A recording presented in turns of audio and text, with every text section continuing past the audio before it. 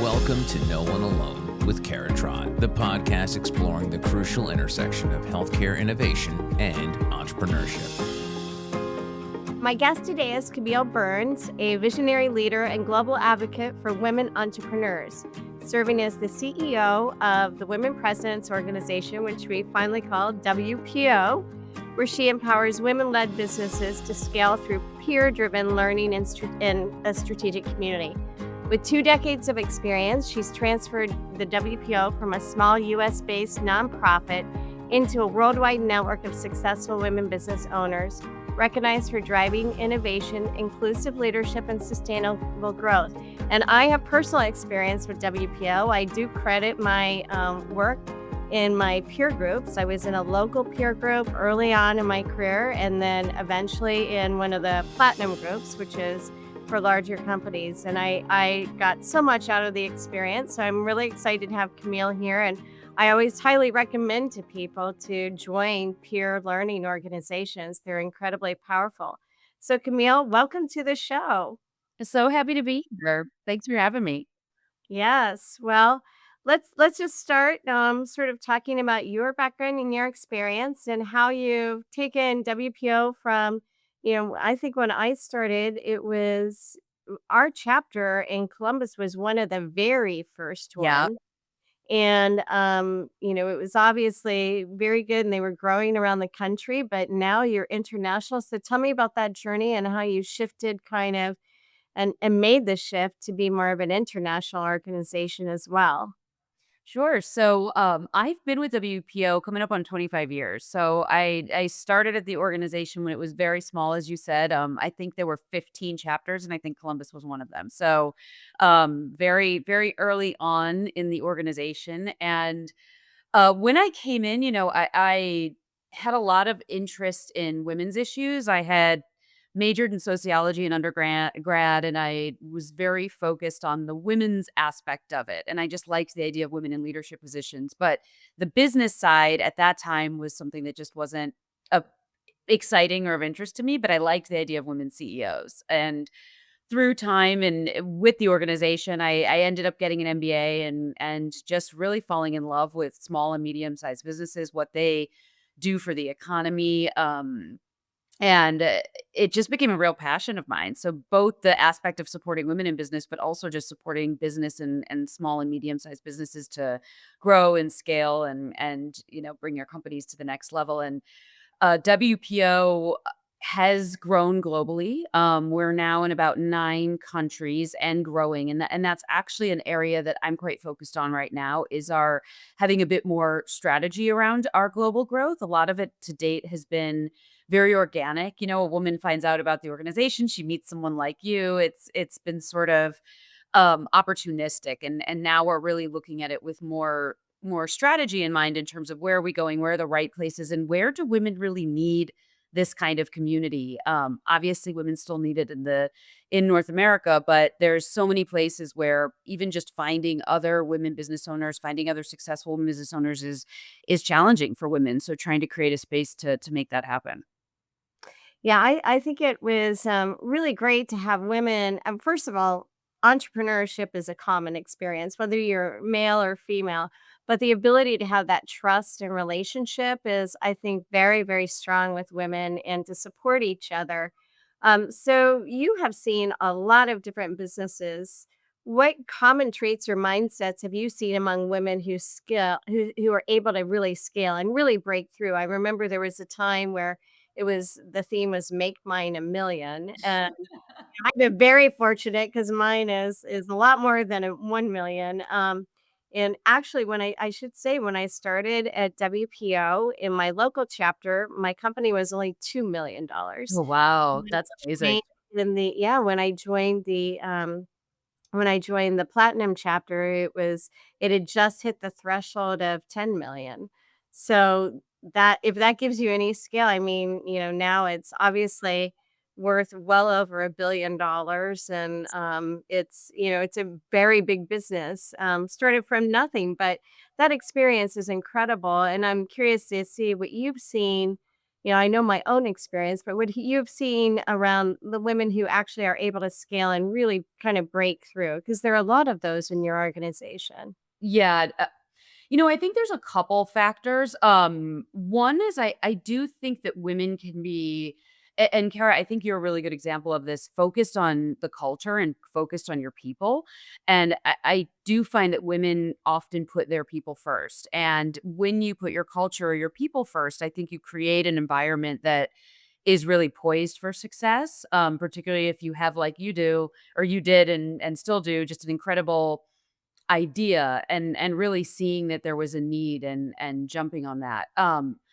The other thing I'll say is when I look at companies that scale and we ask, you've been on the 50 fastest a number of times, and that's our list of the fastest growing women owned and led companies.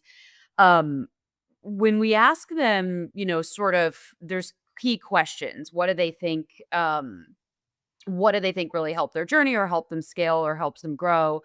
One theme I see year after year after year for decades is getting the right leadership people, bringing in the right expertise, and letting go. And I think so many entrepreneurs can struggle with letting go, and bringing on the right people and trusting them. And I often see when women do that, when they bring in the right people, the right leadership team, make that investment in someone who brings that expertise or experience you don't have, you really can see that often will help take the business to the next level. Yeah. So on culture, I totally agree. And there are studies out there. In fact, it totally coincidentally. So my book came out on April 22nd officially. And Congratulations. thank you. On the same day, a movie was released, and it was a documentary on the concept of resonance and how companies that have great culture actually perform better. And there are studies out there, and there is more being done. Harvard's in the midst of just starting to do a case study. I'm being interviewed for it in a couple weeks about how focusing on culture will actually drive higher financial results. And if you look at stock market performance of companies that are in the best places to work category, they have a tremendous delta compared to other organizations because the culture really does drive it. And I always think of it as like people can do the job with 60% of the effort, and the art to getting your work done with more is to get that 40% discretionary effort. And that is where culture makes the difference because Mhm. people attach to purpose, they attach to something bigger than themselves. They're part of something. And, you really do see that. And I agree with you. It tends to be a more natural skill for a lot of women, as opposed to just the pure finance of a business. So it's great that you've seen that. I really appreciate that too. How is your own personal definition of success? So you've been there 25 years. I've been in my company 26 years. Actually, don't count the couple of years of researching it before I started it, but that's a long time with a lot of personal development. And that was one thing I was gonna say is one thing I learned through WPO is that you have to get out of your own way. If you want your business to grow, it can't be limited by you. And that's a hard skill for a lot of people to learn, to ascend from the doing of the job and, figuring it out to leading a executive level team, not just managers or doers, but people who are thinkers and who can drive things. So how have you made that transition? I think it's a tough transition for everyone. It's hard when something has grown and you've been with something and you've. I didn't start WPO, but I've worn so many hats along the way, and there is that element of just letting go, and I. It's hard at first. I think it's hard for everyone to let go at first because you also want to feel needed. You want to feel part of things, and but in order to have a leadership team that can really run with things, it doesn't serve to sort of have your hands in everything, although it can be a bit tempting. But I I think entrepreneurs struggle with this a lot, particularly when they start something and it's their baby. And you went through this journey is making that transition to leading from really doing. And I feel that's where when we look at peer groups, where it can be really helpful is sort of learning from other entrepreneurs and having it mirrored back and seeing what other entrepreneurs are doing and kind of seeing when they're getting in the way in their businesses and thinking, okay, where am I doing that in my business and how can I get out of the way so I can really let other people thrive and often people who, at least in my case, are smarter than me, better at things than I am, and just, let them run with it because they're going to do a lot better job than I would. And I do always say that as there's differences. Like I'm still the chairman of my company and I'm not the CEO. I stepped out from that in September of 21. But you always have some ability to step back in to help with things, but you have to be really, really careful about that. And you have to really reserve that. And I always try to be very clear to people that you have this. This is your responsibility. I am here as an advisor. I'm here to help and help you think things through. I am going to hold you accountable to your results, but I'm not going to do the work. I'm not going to second guess you. And there are a few things I want a heads up on, or I want to have the chance to weigh in on, but I'm not the dispositive party to, make those decisions. I'm only going to reserve this small set of things, which primarily around leadership and recapitalization of the company and things like that, that I'm gonna hold on to as Mhm. my own decision making. And it takes a lot of discipline to do that. But I think you're right. When you have peers, you can definitely learn from the experience of others. And you can also see how they thrive on the other side of things and how their businesses thrive. Mhm. And that's pretty exciting. So I'm gonna pivot a little bit and just ask you about healthcare and women entrepreneurs. I know there's a lot of companies in WPO that have some kind of connection and involvement in healthcare, but that industry is so hard to disrupt. It's dominated by a few small players, and the benefits side and the insurance companies tend to have a outsized impact on even innovation and things like that based on what they will or won't pay for. What parallels do you see between healthcare innovation and challenges faced by WPO members who are maybe entering other industries or similar industries or even the healthcare industry where it's kind of hard to disrupt, hard to get your foothold. But if you can, you have the potential, just like quantum health, had to have a huge and outsized impact. Mhm. Have you seen a lot of that? Definitely, and it's very interesting, that's really fascinating what you're saying about healthcare, because I imagine I'm not in healthcare, obviously, but I can't imagine even going into healthcare because it seems so daunting, and I I didn't want to either. Yeah, I like got into it. I I think there's a lot of industries that are extremely challenging to break into, or extremely challenging, I guess, to change. And as you said, to come in and disrupt. But I think that disruption is really where the success is.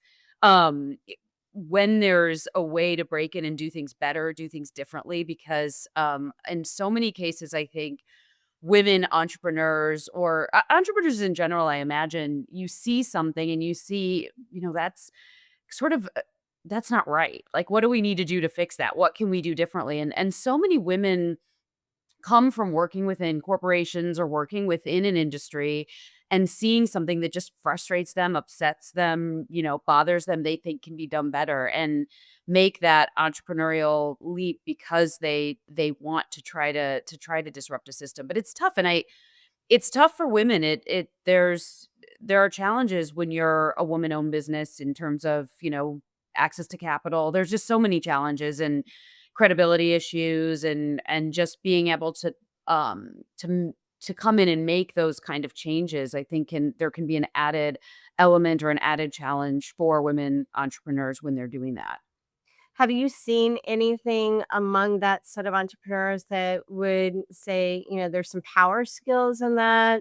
What kinds of, power skills have you seen that seem to at least have some traction or help people get through that? That's an interesting question. I First of all, I think just determination is a power skill of so many successful entrepreneurs, and I'm sure that's one of yours too. Is Mhm. really and also just having a strong belief in sticking with it and knowing that what you believe is right and being willing to entrepreneurs are risk takers by nature. So I think um being willing to take risks and push through even when you're getting a lot of pushback. That's what I see often with the successful women. And there's also an element sometimes of not underestimating the power of being underestimated. If you're coming into a room and you feel like, okay, people are underestimating you, okay, fine. I still know what I'm doing. I'm still I think there's a real element for women with when you have the confidence and you know that what you're doing is right, or you know that you're on the right path, just sticking with that and moving forward and kind of pushing the naysayers aside or just not letting them get to you. Actually, it's interesting that you say that about not, not being or not worrying about being underestimated. I feel like I was chronically underestimated in my early years because I didn't come from the healthcare industry. It Mm. was, I didn't know what I didn't know. And to be honest, that was a blessing because I was able to create something and create a space in this massive industry that didn't previously exist Mm. and to lead this space. And I was it is a very male-dominated industry, and I was chronically underestimated because who was I? This was just a cute thing, and I am small in stature, I'm 5'11", 3/4, and I feel like I use that to my advantage because if people underestimate you, they don't see you coming. Mhm. You You're not figured a out how to threat. yeah, not a threat, and you figured out how to navigate things, and I was very strategic about not poking the big bears too soon until we had kind of our sea legs under us and our model was proven and it could, produce a consistent result, and we had actuarial proof of it, which is gold in my industry. And, I think that it really served me well, and, combined with what, my investors have called me sometimes Midwest modest, kind of like a quietness, like, the results will prove themselves. I'm not gonna go out and shout it before I know that it works. But I think that's an important thing is I think sometimes people get frustrated with it, and they shouldn't. They should just use it as an asset and, you know, figure out how to maneuver in people's blind spots. Because if they don't see you coming, but then all of a sudden you're there everywhere, it's a shock, Yeah. right? And you have the advantage. We talked about culture a little while ago, and growth, can really test companies' values because you can kind of get on that flywheel of growth for growth's sake, but you do have to do it strategically. And I know that WPO is one of the things that you're driving on is helping companies grow.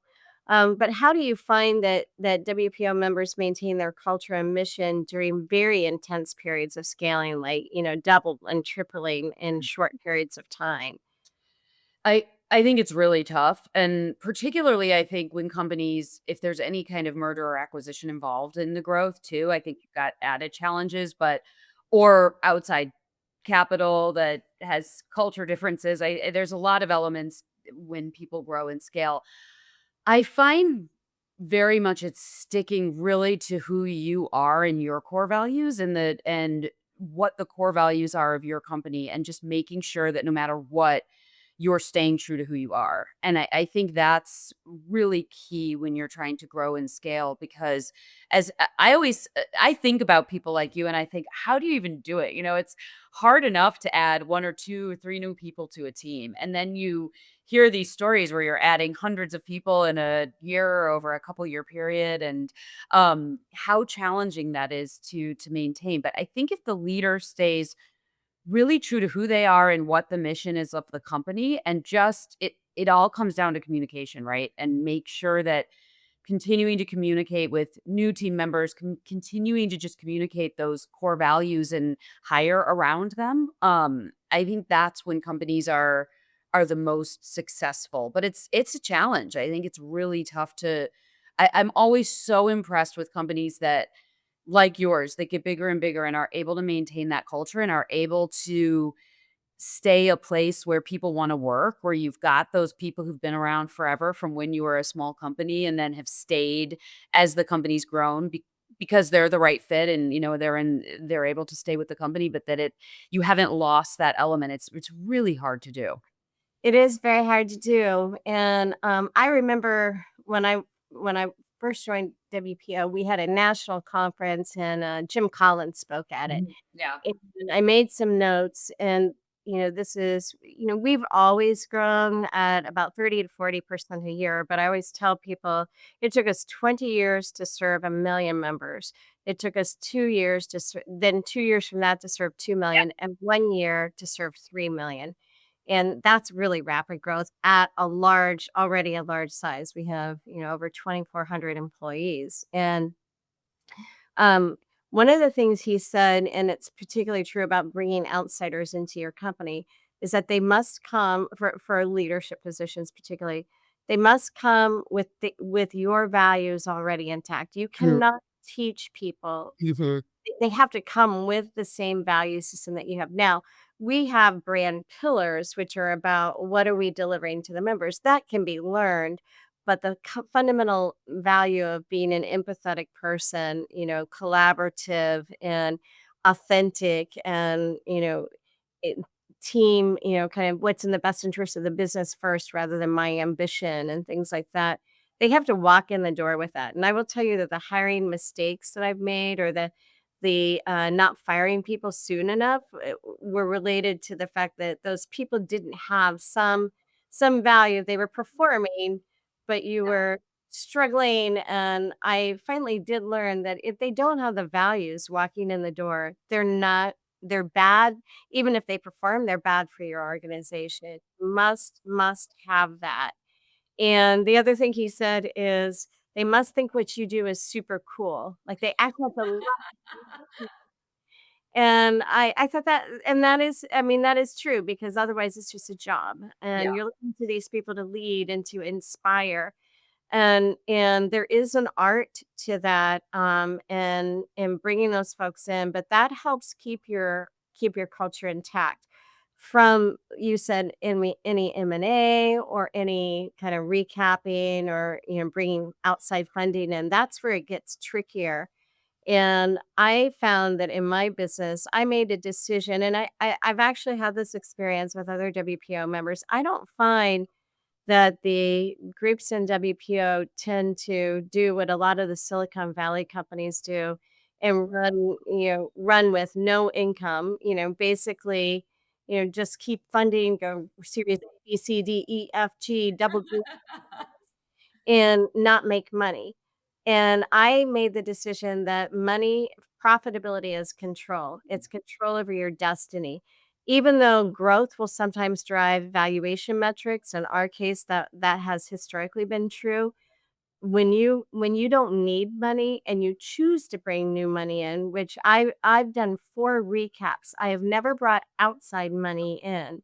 But when you choose to do things like that, you are in control because you don't need it. It's good to have, it's helpful to have. You have to be very strategic, but it gives you the opportunity to choose your partner and to choose well. And I had one partner that was terrible. But because we were in control, I had not given them majority ownership. So they had minority ownership, and I was able to limit their involvement in the company when they misbehaved. And then I've had, another really good one that was perfect for the stage that we were at, recapped with a third one who came in and bought them out. And the third one is still with me and has been amazing. And then a few years later, because we grew so much, we brought in a fourth one that's now partnered, but we still have shared governance. And when you have financial control over your business, you have the ability to have optionality and make decisions. And you may be, and the trickiest one is, bringing outside investors in.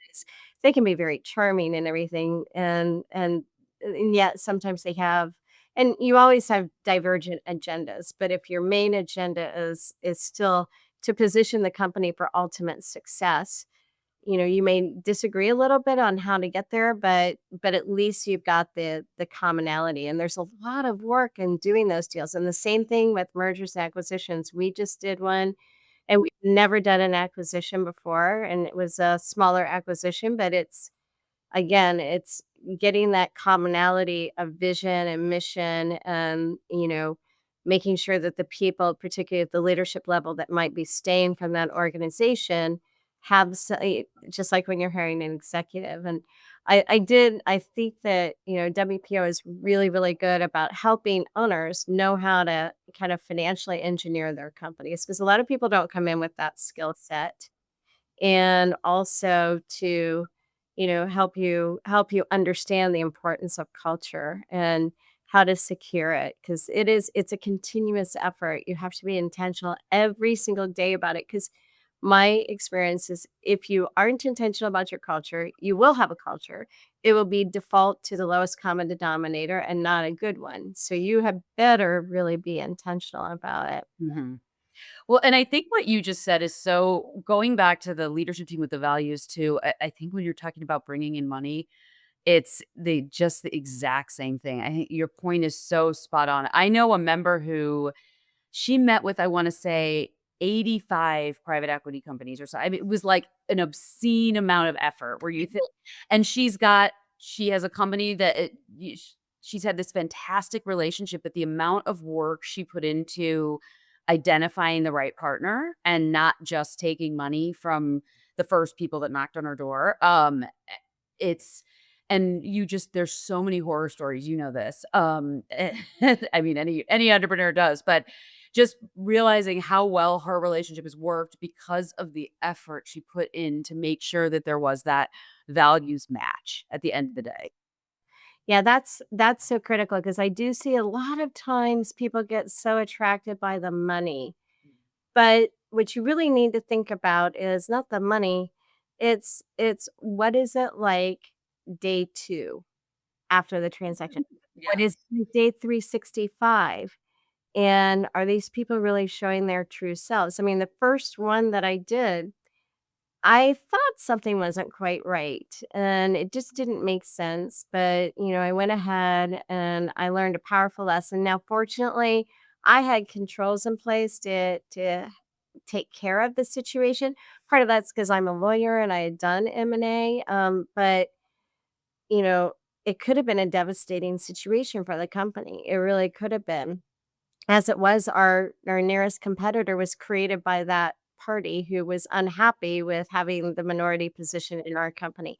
And we also made the decision that in a space we were in N of 1, it was better to have competition that came from your ideas, but not fully baked, than have, something come out of left field. But it is a really tricky proposition, and I think give credit to WPO for helping to create the forums for people to learn from each other's experience around that.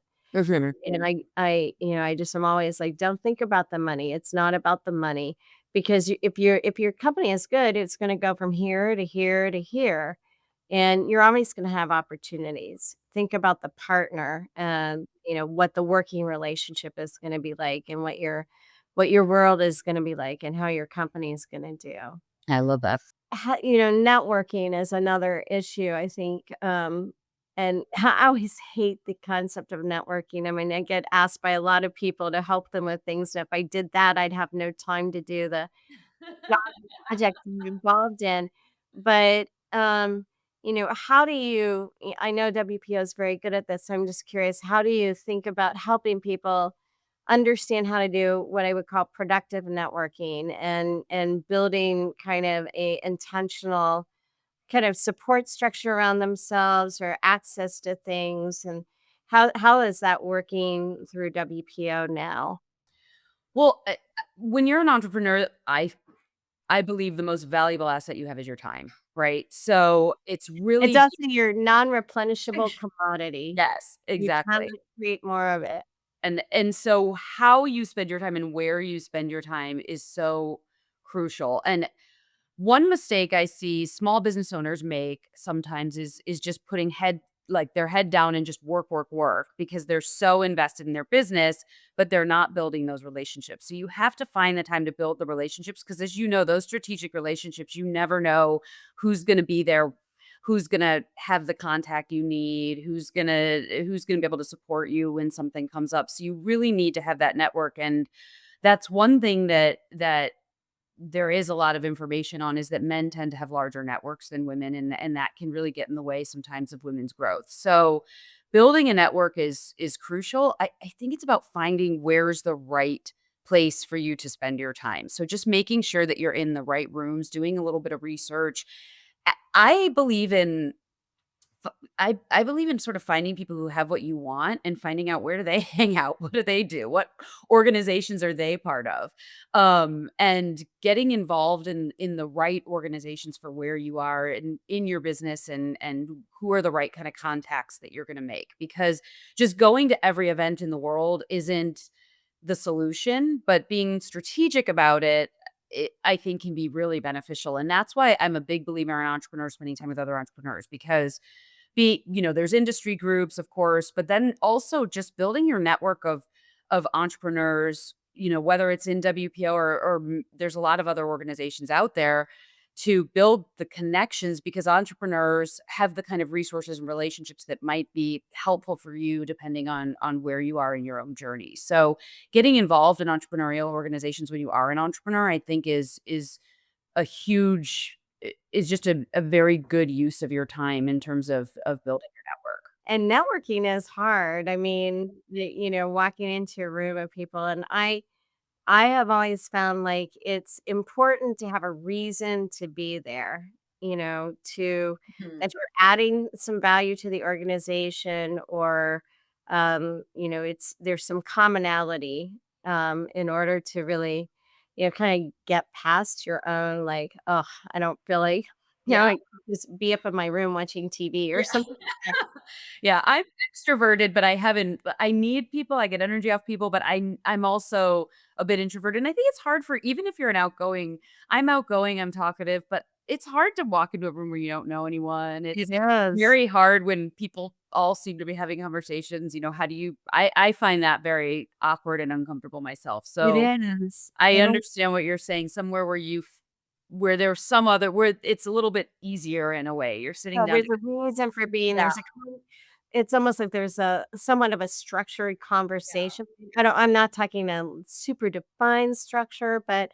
a structure enough that, it's curated a little Yeah. bit, right? You're not left to just say, "Oh, hey, here's who I am. Who are you?" kind of. Yeah, yeah, yeah. I And know. I'm actually surprised at how many business executives, and entrepreneurs are introverted. You Mhm. know, we live in our heads a lot. That's kind of, how you would think of an introvert a little bit, like you kind of go away and you recharge and then you come back. And I do think that the networking, but I also think that it's helpful to clarify networking for what purpose. So, and my challenge is always like, I'm a super busy person. I'm now involved, and I now chair, in addition to my own company, I chair three other organizations, and they're big, and one is incredibly big. It's an $11 billion organization, and it's very, very complex, and then mine, and then 2 others, that are a little smaller than that, but still complex. And I get asked a lot from people, "Well, will you just meet me for coffee and, help me?" And I'm sort of like, "Okay, half an hour of my time is never half an hour. It's like really an hour and a half, and then I have to disrupt other things that I'm doing." And I feel like, and I don't know what the solution is, but I feel like there's a way to kind of help people understand how to do networking in a productive way, that is, because there has to be some kind of symbiotic relationship between the two people in order for them to be able to benefit. And a lot of people in more, I would define me as a little bit more legacy stage, are happy to help out, but there's a limited set of Yeah. people that I can do that with without, impairing the other things that I'm involved in. But I do feel like, if you're targeted, and the thing that other entrepreneurs can help with is who was helpful for you. Mhm. If you're trying to figure out finances or figure out sales organization or something like that, having resources. And again, I feel like WPO has always been great at that, having those resources that have already been kind of vetted, used by others, you know that they're right, they're not charlatans calling you out of the blue, then you have a better chance at, kind of being able to navigate that. Mhm. How do you see, globally kind of women's businesses and the impact of women's businesses and, the women leadership approach? Are you seeing that vary a lot in different countries or, you know, are people just people and we all kind of take similar approaches and the impact of women's businesses?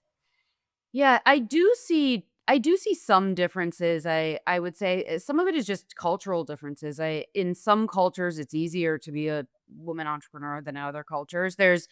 It's interesting because in some countries entrepreneurship is such a necessity. It's a way of life. There aren't enough options, whereas in somewhere like the United States there's a lot of ways people can have, lucrative careers or be successful without starting their own business, whereas in some countries it's one of the few paths for some individuals to break out. So you do see that in some cultures, like I see it in some of our members in Africa and places like that, where it's almost more of a necessity to start a business as a way to really have the kind of success or career or have that kind of ownership over your own life.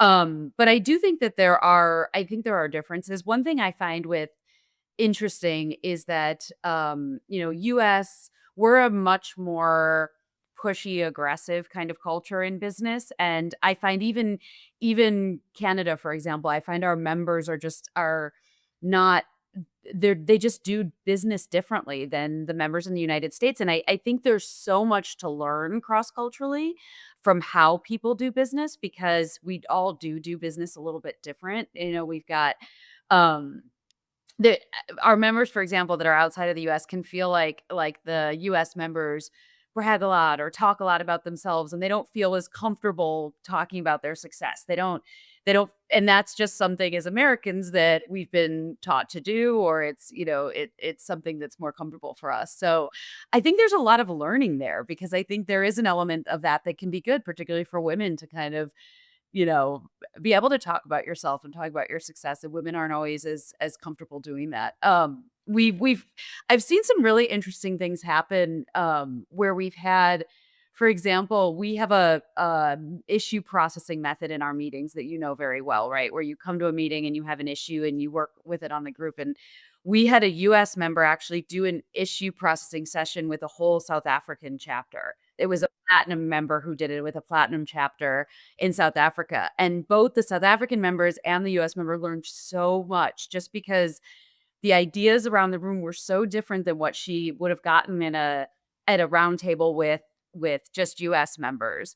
And the South Africans were just so fascinated about how she thought about business and how she went about things. And so I we need to be doing more, I think, learning from the ways that other people do business because there are those differences, and I think it's really quite beautiful.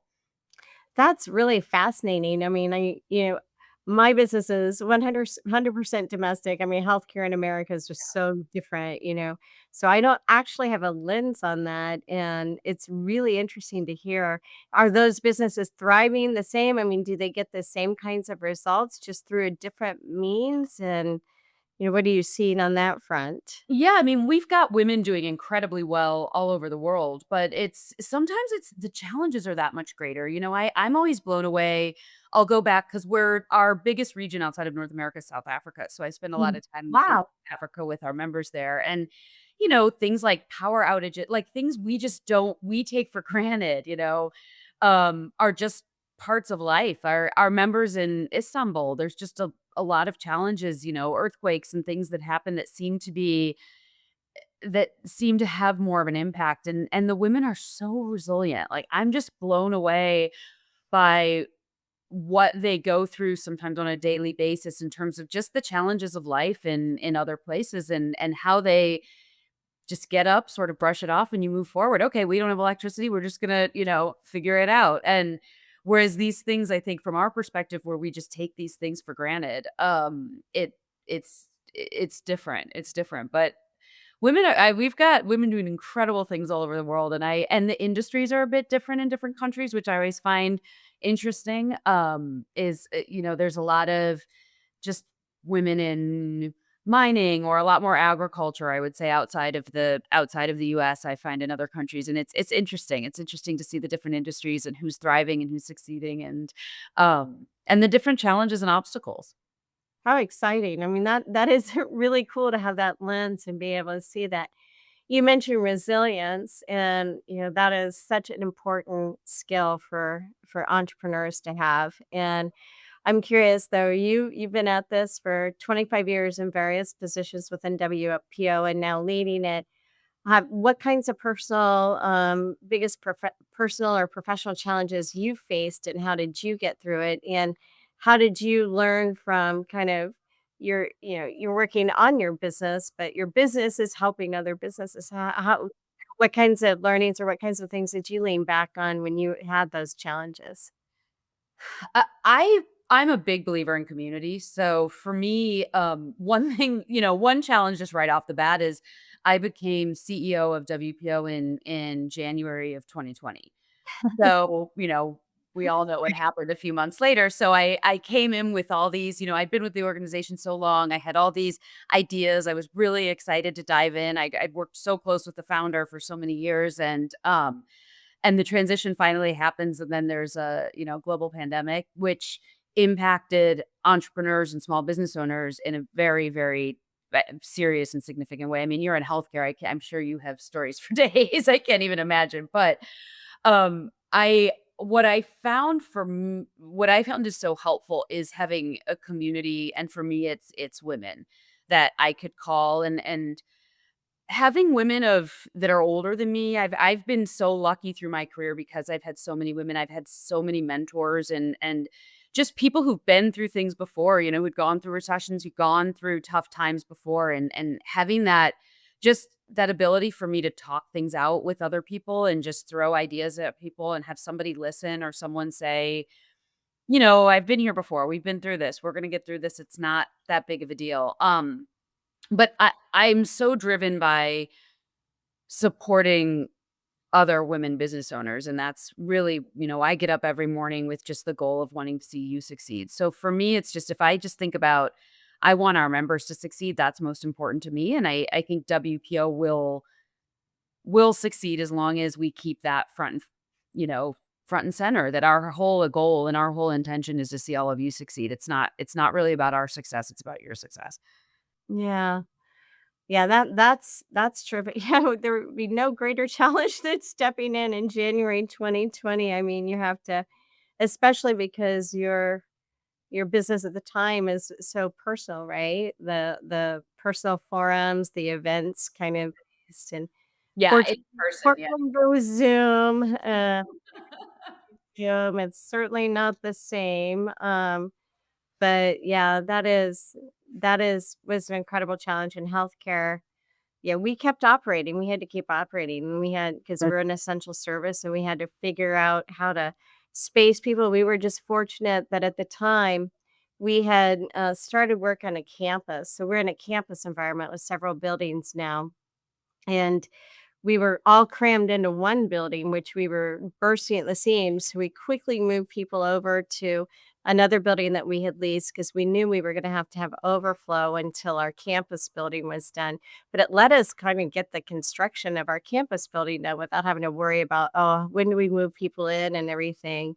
But it was really tricky, really, really tricky. And it didn't stop there. I mean, for like the next year and a half, it was pretty much of a roller coaster and pretty crazy. Yeah.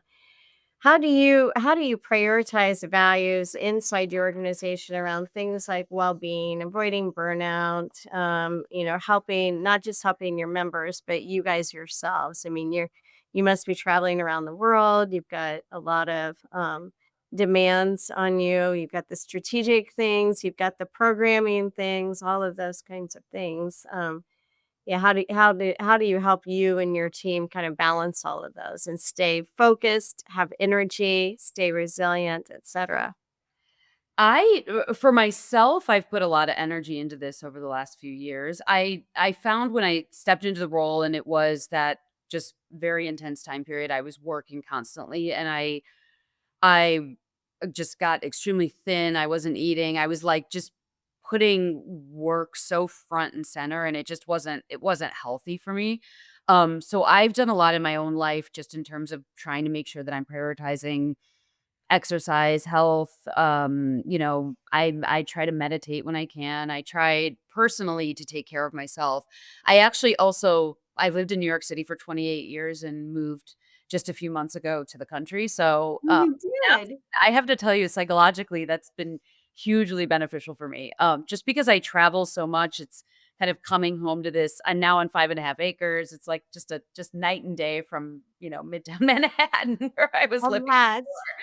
before. And that's been really helpful for me. But with the team, I have to remind my team because they work so hard and we're a nonprofit, we're not they're not working in finance where they need to be working around the clock. And I have, a few individuals on my team that I'm constantly just reminding like, you've got to take time and it's so important. When they go on vacation, I love when turn your phone off, like separate, let go. I that is so key to me, just being able to let go. The world's not going to fall apart. Everybody, other people on the team will figure it out. They'll step in your place, but you have to put yourself and take care of yourself because otherwise quite frankly, the work suffers. It does, but it's so hard to do. I mean, I it know. really is. People have asked me like, "Oh, tell me your fondest memories of like the earliest years of quantum health." I'm like, yeah, I don't really have them because it's really hard. I Yeah. was exhausted. I started my company. My son was 6. Oh wow.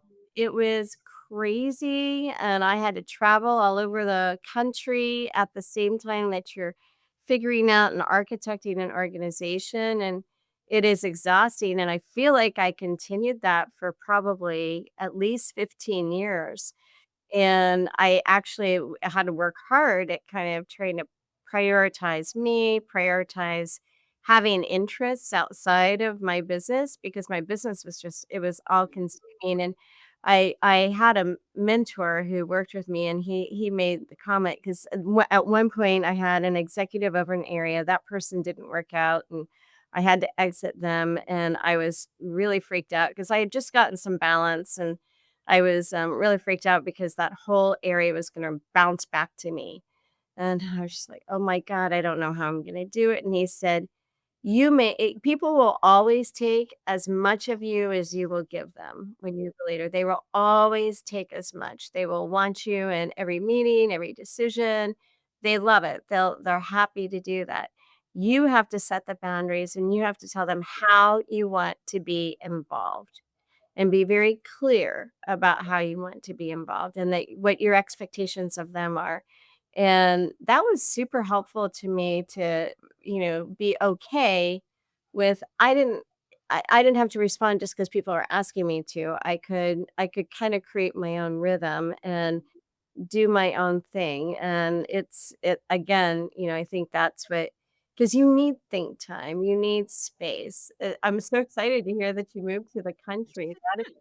That is very different because all the years I've known you, you were downtown in Yeah, as Manhattan, a city girl. New York City girl, yeah.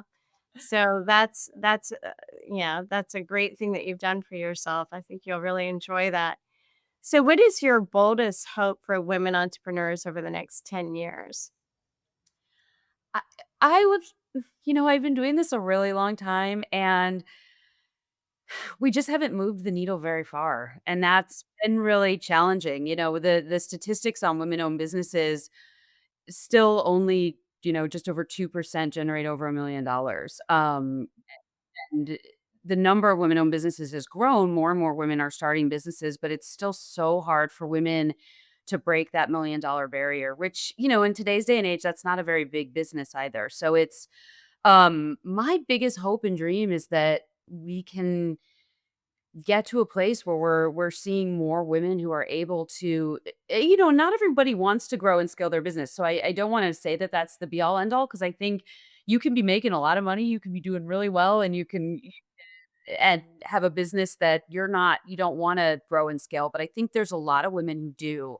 And so my biggest hope and dream is with WPO, but with all the resources out there, what can we do to help women break down those barriers? What can we do to help women access what they need to get to that next level and grow their companies if that's their goal and that's their dream? Because women like you are incredible. You contribute so much. You contribute so much not only to the economy, but to all of your employees, to the community. It's so impactful what companies like yours are able to do. And so I just want to see more women being able to quite frankly achieve the kind of success you have, Kara. Uh, well, yeah, I mean, that would be great because I mean, that saddens me to hear that we still only have 2% that are exceeding $1 million. That's a very small business, kind of living on the edge Yeah. almost. I have to confess that sometimes I get frustrated because they'll have shows like on the Today Show or something like that with, featuring a woman entrepreneur, and it's always a tiny business. I know that there are big businesses out there. I mean, my business is one, but there's a lot of big Yeah. businesses out there, and I feel that there's an opportunity to really inspire female Mhm. entrepreneurship that has aspirations to grow. What do you think are some of the major barriers that prevent them? Maybe some of it is just seeing yourself as the ability to do that, but are there structural barriers, or is it a mindset barrier or experiential barrier, or just kind of, more of a lifestyle goal, or what? I think it's a combination of factors. I Your point about the Today Show and it's so true. That's the reason we started the 50 fastest years ago. Yeah, Visibility. but It's that does that get traction nationally? Because it should. Yeah, it does, but, I'd love it to get more traction, quite I would frankly, too. but it is exactly for that reason where you're like, we wanted to show the world that there are women not just running bigger businesses, fast growth businesses, non-traditional businesses, whatever, people put women-owned businesses into a box, I think still today. And that's when I talk about the needle moving very little. That's the kind of thing that I've seen in all this time that I've been doing this. It's like there's still this perception around women-owned businesses, that they're very small niche businesses, and there are a lot, and there's nothing wrong with that. It's just I'm with you that I think we have to show young women that you can be that. You can be Kara Trott. This is this is something that you can do.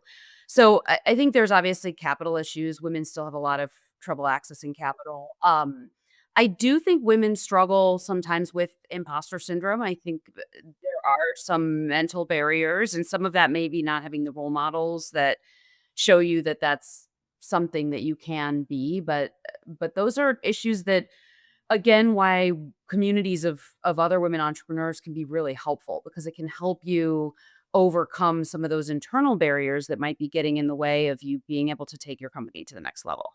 Yeah, I agree. I agree. Well, I'm glad you guys are out there and helping businesses have aspirations, women-owned businesses and women entrepreneurs have aspirations beyond being $1 million.